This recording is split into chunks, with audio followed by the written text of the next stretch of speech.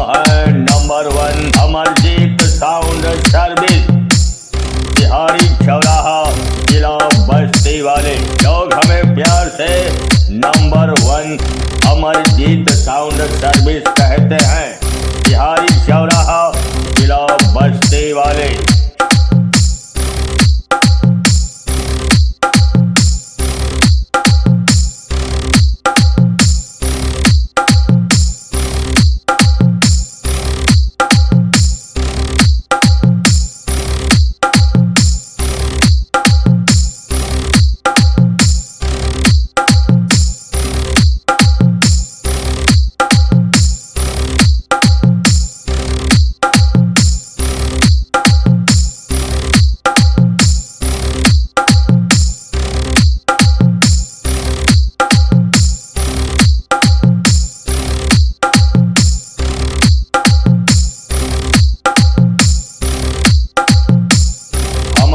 Number 1 Amarjeet sound service, सिहारी चौराहा जिला बस्ती वाले लोग हमें प्यार से नंबर 1 अमरजीत साउंड सर्विस कहते हैं।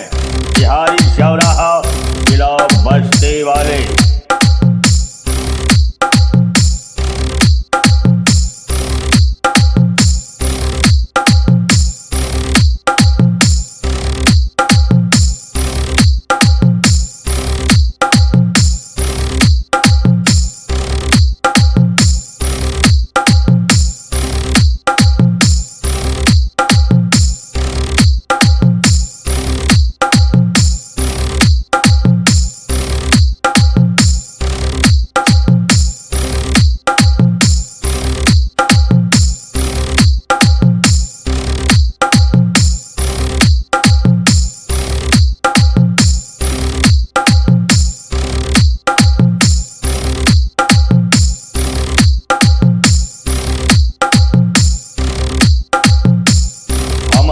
नंबर 1 अमरजीत साउंड सर्विस, सिहारी चौराहा जिला बस्ती वाले लोग हमें प्यार से नंबर 1 अमरजीत साउंड सर्विस कहते हैं।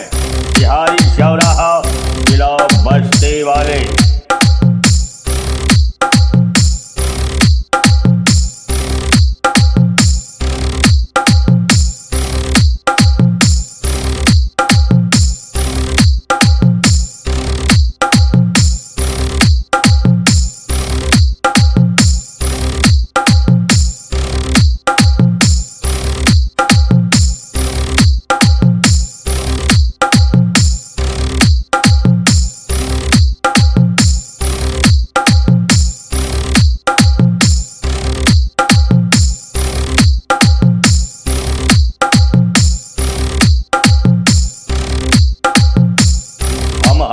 नंबर 1 अमरजीत साउंड सर्विस, सिहारी चौराहा जिला बस्ती वाले लोग हमें प्यार से नंबर 1 अमरजीत साउंड सर्विस कहते हैं।